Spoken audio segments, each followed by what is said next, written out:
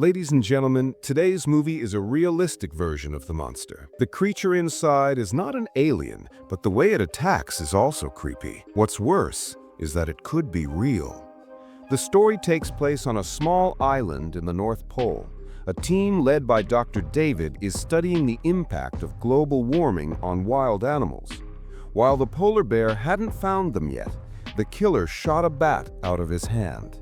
The polar bear was suddenly pushed up by a golden ox.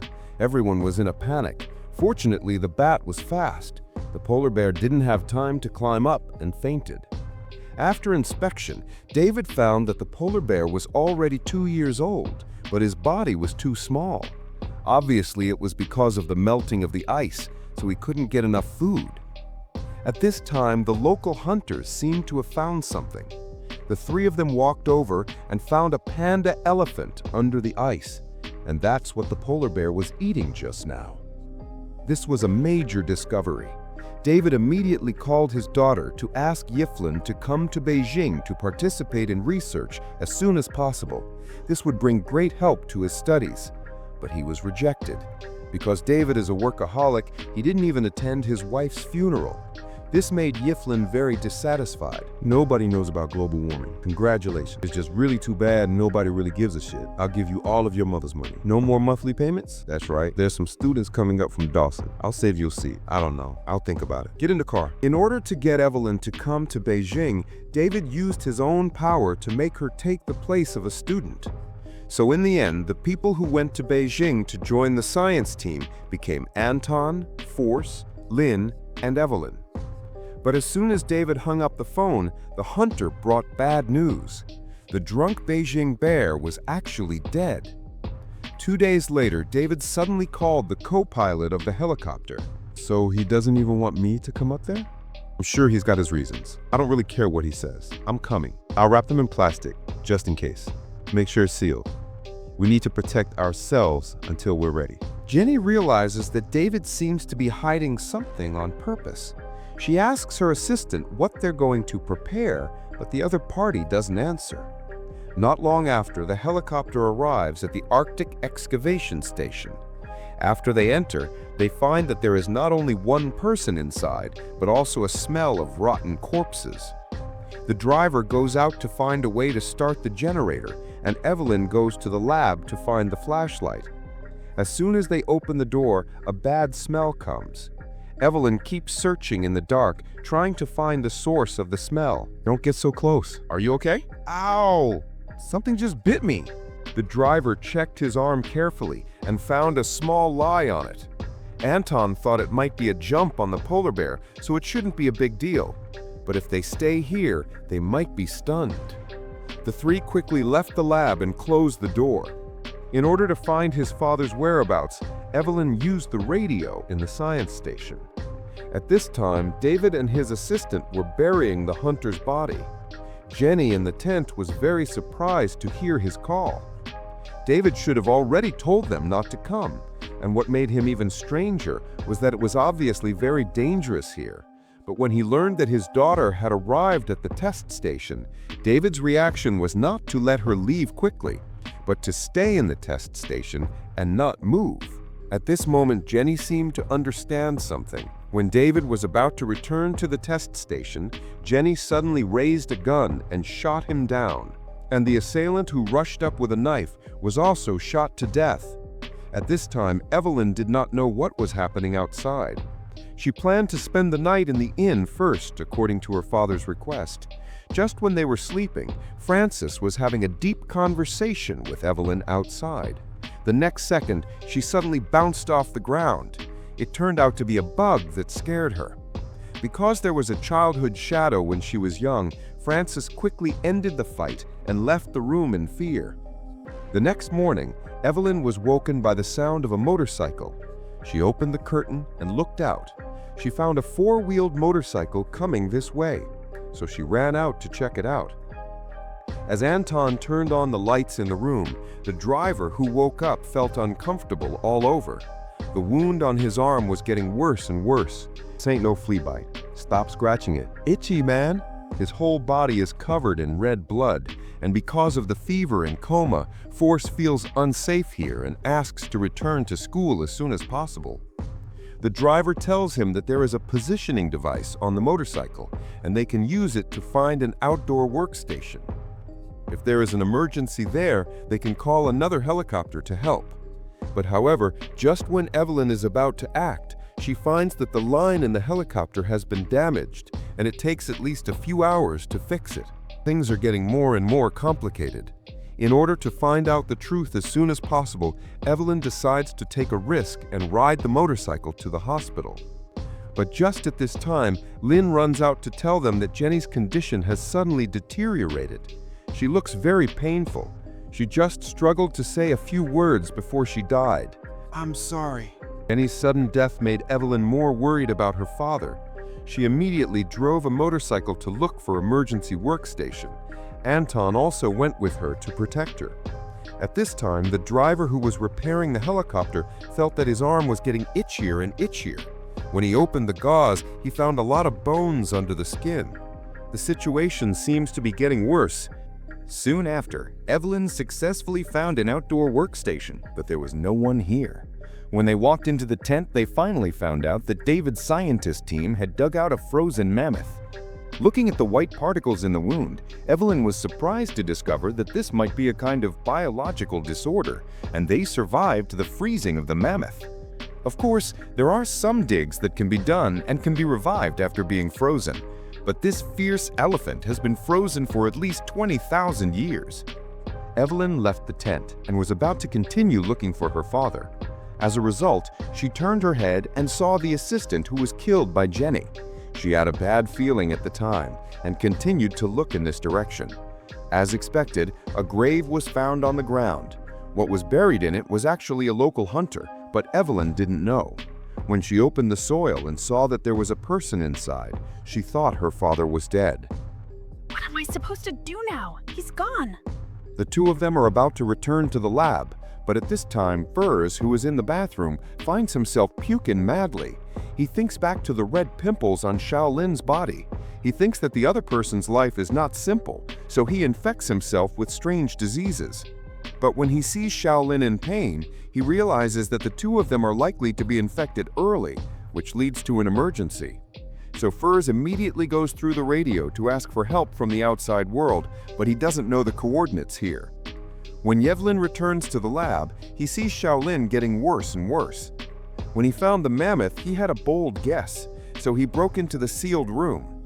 Evelyn carefully opened Jenny's clothes and found that her stomach was full of worms, just like the mammoth. It means that once worms get into the body, it will turn into a container full of worms. Evelyn immediately asked everyone to wrap Jenny up and put her in the lab with the key isolation function. Last chance, she checked the polar bear and found more worms in his body. What? Then we have to get out of here. We have to be quarantined. Quarantined? Are you out of your mind? Listen, Ling is sick in there. She's been throwing up. We have to get out of here. At this point, Evelyn can only honestly explain the current situation. Jenny said before she died that she couldn't let them leave. What they mean is actually a bug. Judging from the characteristics of this creature, once they come into contact with a large number of creatures, it will cause a disaster of the extermination level. At this time, Ling and the driver have been infected, so they can't leave here either. Furs hears the word bug and feels his pants are wet again. Just when he's in a daze, Evelyn suddenly rushed out. She wanted to contact the ER to isolate herself, but Furs shot the radio. At this time, Shaolin heard the sound and came out. Her situation looked worse. Even standing up was very difficult. Evelyn put her in a room nearby and lied down. Then she took the opportunity to take off her clothes and checked. Her condition was similar to Jenny's. Even if the ER came now, she would die. So Evelyn decided to seal this room first. The driver is about to go out to find the tape, but he is surprised by the scene in the lab. The worm eggs in Jenny's body are quickly hatching, which makes her realize her situation. Once worm eggs in the arm hatch, her body will be occupied by the worm. The feeling of acidity is unimaginable. The driver finds a small knife from the toolbox and wants to dig out all the worm eggs, but the worm is dug deeper. I'm afraid the whole arm has been hollowed out. The driver is also a cruel man. He turns out to have a kitchen knife and wants the two of them to cut off their hands. The worm seems to have noticed the danger, and the hatching speed is obviously faster. So the two of them hurry to prepare for surgery. At the same time, Furs finds his little brother bleeding. The driver can bear the pain and give up his arm, but he can't say goodbye to his brother to keep the root. Furs wants to persuade everyone to leave here, but when he comes to the kitchen, Evelyn has already cut off the driver's hand. Anton immediately ignited the spray gun and burned the bug out with fire. Then he took the first aid kit from the motorcycle and prepared it for the driver to treat the blood. Evelyn opened the first aid kit but found a notebook in it. It recorded the characteristics of the bug in detail, but what they didn't expect was that it wasn't a bug, but a vertebrate. The male bug is completely harmless, it just hurts a little when biting, and the female bug will grow in the animal's body. This instantly gave Furs hope that maybe the bug on him was male. You're not going back in there. It's completely sealed. You're just going to bring those bugs back in here with you. We need to get the information before the helicopter gets here. Look, there might be something in there that can help Link. Maybe save us all. You get any bugs on you, you're not coming back in here. After Evelyn protected herself, she carefully entered the lab. In just a few hours, Jenny had been eaten by the bugs. Fortunately, Evelyn successfully found the camera, but the bugs also sensed the scent of the prey and quickly surrounded her. But just then, the fursuiters wanted to stop Evelyn from coming out. Back off. Evelyn managed to escape, but she felt like there was a bug crawling on her body. Anton hurriedly took off her clothes to look for it and finally managed to get it out before the bug got into the wound. But even so, Furs was still worried. Evelyn could only take off her clothes and let him check. Furs then gave up. Next, the three people checked the contents of the videotape. On the screen, Dr. David was introducing the detailed process of discovering the bug. But Evelyn couldn't finish reading it. There were bugs in the room. The three of them went out to look for the source, but they were surprised to find that the bugs in the polar bear's body had all hatched. In this way, there will always be bugs that can escape. The safest way is to burn down the test station. Suddenly, Evelyn in the room started to scream. The bugs in her body also began to hatch. The driver who was called out came out to check. He wanted to go in and give Evelyn an injection of anesthetic to relieve the pain. Because of too much blood loss, the driver was a little unstable. Evelyn wanted to bandage him again, but after removing the gauze, she found that the wound was covered in bugs. It seems that we can't stop these bugs. She was suffering. She asked me to. Evelyn and the others didn't know that Furs wasn't actually trying to get rid of Xiaolin's pain, but was worried that the other person would tell her the secret of being infected. That's why he chose to kill her out of fear. But this shot didn't kill Xiaolin. She's still alive. Son of a bitch. The pilot knows that he won't live long. He walks into the room with a mousetrap and chooses to let himself and Xiaolin leave without pain. At this time, Furs has gone completely crazy. He actually wanted to drive the helicopter himself and left. All kinds of abnormal behavior made Evelyn guess that he was also born by a bug. Breaking through the last layer of window paper, Furs also began to get depressed and crazy. As soon as the helicopter gets here, she's gonna blow the whistle on me. And that means I'm gonna die with these fucking bugs in my dick. Evelyn looked far away and found her father shooting. It turned out that Jenny's shot didn't hit the vital point. She told the two of them to get gasoline. We have to burn it all down here to get rid of all the bugs. However, when Evelyn was spraying gasoline, she suddenly realized that her father had long known about the existence of bugs. Why do you have to let 3 students come? So she opened a tape again and finished the rest of the content. It turned out that David was aware of the danger of bugs. He didn't think it was a potential disaster. He thought it was an opportunity. If we can take the bugs out and infect some people, maybe we can make the whole world aware of the dangers of global warming. So David initiatively let the bugs in and prepared to secretly bring these terrible creatures into human society. This is when David walked in. Since Evelyn knew the truth, she couldn't leave alive, so she locked the door directly. At this time, the rescue helicopter had already arrived. David lied that all the people in the test station were dead. Let the pilot hurry up and take off. I didn't expect that Anton broke the window and climbed out. He tried to stop the copper from taking off, but he didn't have the power of a captain. After the copper was brought to the air, he fell to the ground and died on the spot. At this moment, Yevlin also made up her mind. She picked up a shotgun and fired at the copper, and accidentally hit one of the pilots. The copper soon lost balance and eventually fell down and collided with the test station to blow it up. That's it. Only Yevlin was not infected. Fortunately, the rescue team arrived, but the disaster did not end.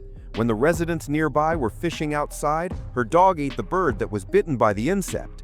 Now they will bring this terrible creature back to the human world. Because the background of the story is a bit similar, I used to think of them as a movie.